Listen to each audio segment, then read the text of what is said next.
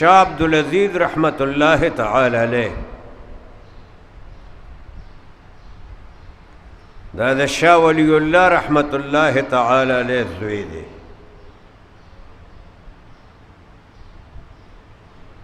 د قرآن حکیم فارسی ژبه کې یو ډېره قیمتي ترجمه په دې ملک کې شاه ولی الله رحمت الله علیه کړې وه. بیا د هغه بچو شاه رفیع الدین او شاه عبدالقادر رحمهم الله د خپل پلار په نقش قدم کې د قرآن پاک داسې خدمت وکړو، یو داسې ترجمه لیکلې ده چې د هغې متعلق علماء کرام دا فرمایي که د دنیا نه د قرآن پاک عربي نسخې ختمې شي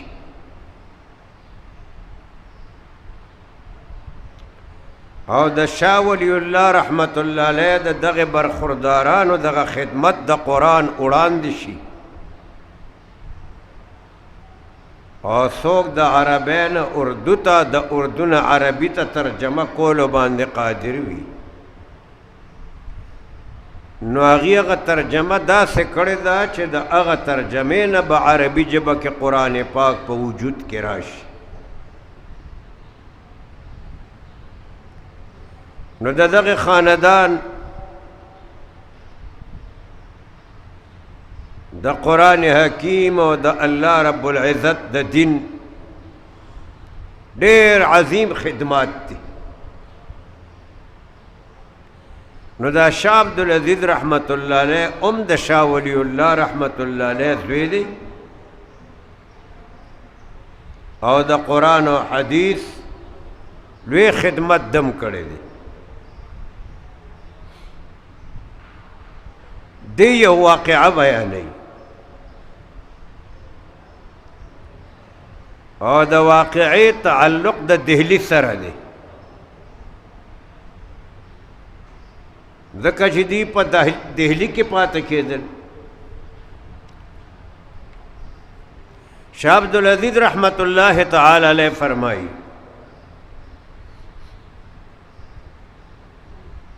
دلی کې یو کوڅه وه، هغې ته به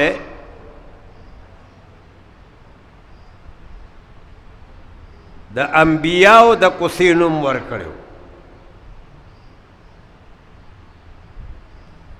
د انبیاو په نوم باندې هغه کوڅه مسما وه، کوچه انبیا.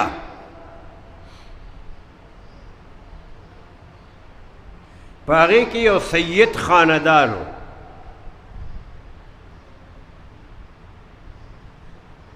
سید هغه ته وایي چې هغه د جناب رسول الله صلی الله علیه وسلم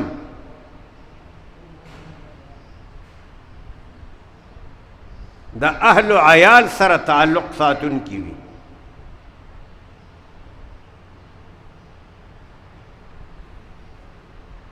نو فرمایي دغه د سید خاندان په دې کور کې یو بوډۍ خادمه زنانه وه او دا انډین نه وه، هندوستانی نه وه، دا د بل وطن نه راغلې وه، خو زمانې دغه خاندان سره ډېره زیاته تېره کړه حتی کې چې بوډاپې ته ورسېده او د دې کور خلقو بعد د دغې بوډۍ زنانه ډېر زیات خیال ساتلو.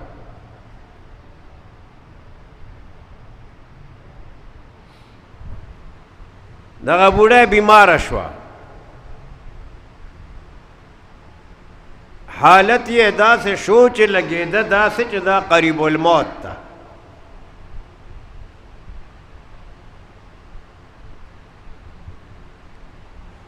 شاه عبدالعزیز رحمت الله علیه فرمایي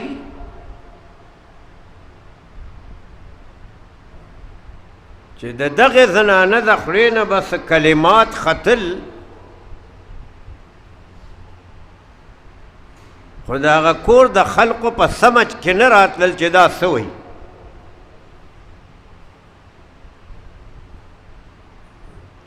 بعض اولیاء بزرگان یې راوبلل چې هغوی واوري او د دې زنانه د خولې د الفاظو باندې که پوه شي چې دا څه وایي، چاته اندازه ونه شوه. شاه عبدالعزیز رحمت الله علیه فرمایي زما ترو د شاه ولی الله رحمت الله علیه رور د هغه نامه و شاه اهل الله رحمت الله علیه. خبره زما تر شاه اهل الله ته راورسېده، هغه ته درخواست شو چې حضرت دغه سید خاندان کې دا بوډه زنانا سوی څوک په باندې پوهېږي نه په عام خلق پوهېږي، نه په علما پوهېږي، نه په د کور خلق پوهېږي. تاسو راشئ لږ د هغې اندازه واخلئ، ګورئ که الله رب العزت د هغې د خولې نه وتونکي الفاظ تاسو سمج کې راولي که تاسو پې پوه شوئ. فرمایي زما تر شاه الله رحمت الله علیه لاړلو،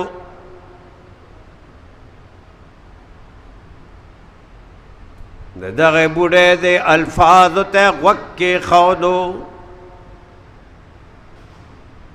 الله رب العزت د شاه اهل الله رحمت الله علیه سمج کې هغه الفاظ راوستل چې دا څه وایي.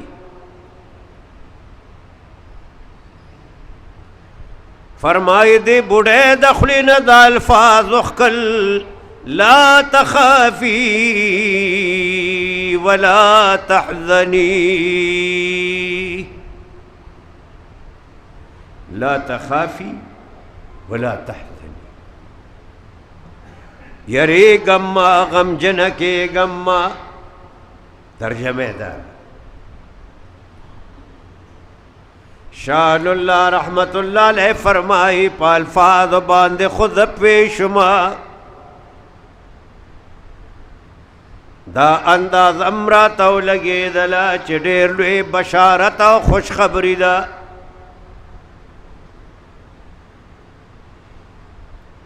مونږ دغې زنانه نه پوښتنه وکړه چې ته دا الفاظ ولې وې. یو ساعت دپاره هغه بلکل خاموشه وه، جواب د خولې نه نه راتلو. بالآخر ساعت بعد هغې د خولې نه جواب وکړلو.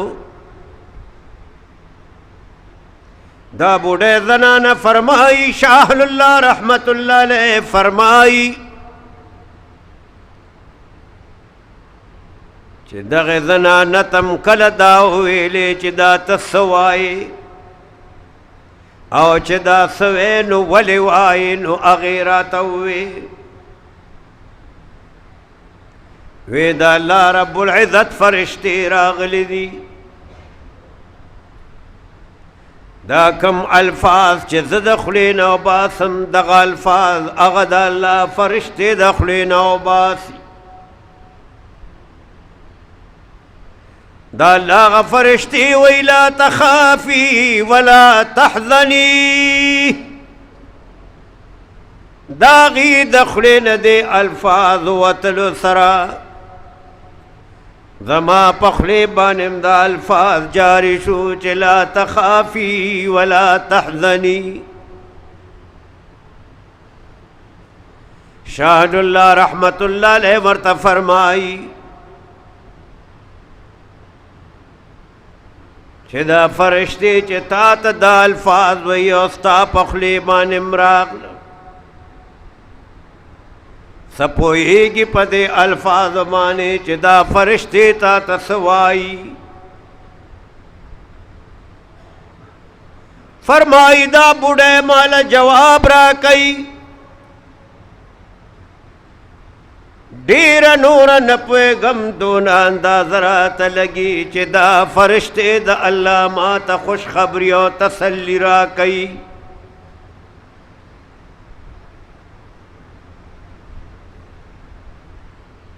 ما ورته وویلې چې دا پوهېږي او که نه چې دا تسلي د الله دا فرشتې تاله ولې درکوي. او په دې باندې پوهیم دا د الله فرشتو ما ته دا خبره وکړه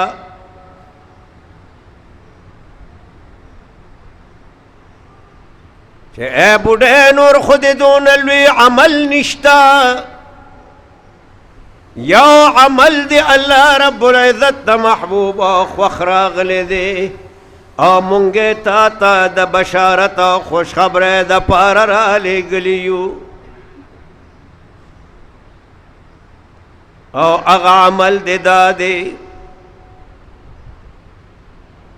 د ګرمۍ موسمو ته بازار ته لاړې، تا بازار کې غوړي واغشتل، د ګرمۍ د وجې نه غوړي نرم دي، کور ته دې راوړه هغه دې په اور باندې کېښودل د پخولو دپاره چې دا غوړي پاخه شي. تا چې غوړو باندې نظر وغورځولو هغې کې 1 روپۍ پرته وه، تا هغه روپۍ د غوړو نه راپورته کړه. یو ځل دې زړه کې راغله چې دا راز خو چاته معلوم نه دی، ما ته اندازه ده راشه دا روپۍ په خپل حاجت کې راوله. د کاغه زمانه کې روپۍ ډېره لویه قیمتي وه، معمولي نه وه. یکدم مې بیا په زړه کې راغله چې دا راز کستانه بغیر بل چاته معلوم نه دی، خو انسانانو ته به معلوم نی. د انسانانو خالق او مالک او رب ته خو پته ده. دغه سوچ او فکر چې کله ما ته راغی، ما هغه روپۍ واغشته، واپس بازار ته لاړم، دکاندار ته مې هغه روپۍ واپس کړه. دا الله فرشتو راته ووی چې ستا دا عمل دا د روپۍ واپس کول په دې خیال باندې چې دا د حق د بل چا دی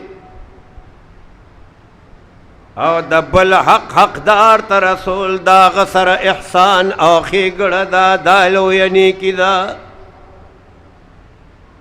فرشتو راته ووی چې دغه عمل د خدای ته دومره زیات محبوب راغی چې تا ته د بشارت دپاره یې مونږ راولېږلو چې دې بوډۍ ته بشارت ورکې چې اے بوډۍ د دې عمل د برکته الله وبخلې، لا تخافي ولا تحزني،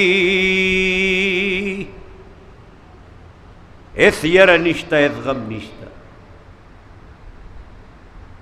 ما عرض دا کولو یو معمولی ښېګړه هغې وکړه او هغه حقدار ته د هغه حق ورسولو. دا الله حکم هم دا دی، دا الله فرمان او د الله وینا هم دا ده، بلکې بقول د مولانا احمد علی لاهور رحمه الله د تمام قرآن پاک خلاصه دا ده. فرمائے ان اللہ یأمرکم ان تؤدوا الامانات الى اہلها. اللہ رب العزت تاسو ته حکم کوي دا الله بندگانو چې تاسو امانتونه د امانتونو حقدار ته ورسوئ. دا الله امانت الله ته ورسوئ، د بنده امانت بنده ته ورسوئ. ستا دا بدن د الله امانت دی تا سره ستا اولاد د الله امانت دی تا سره ستا اهلیه د الله امانت دی تا سره کستا خادم او نوکر وی هغه د الله امانت دی تا سره الله رب العزت چې کم شی تعالی د کم سیز د پاره درکړی دی هغه کې استعمال کا دا د خدای امانت خدای ته رسول لی د بنده امانت چې در سره سوي هغه بنده ته ورسوه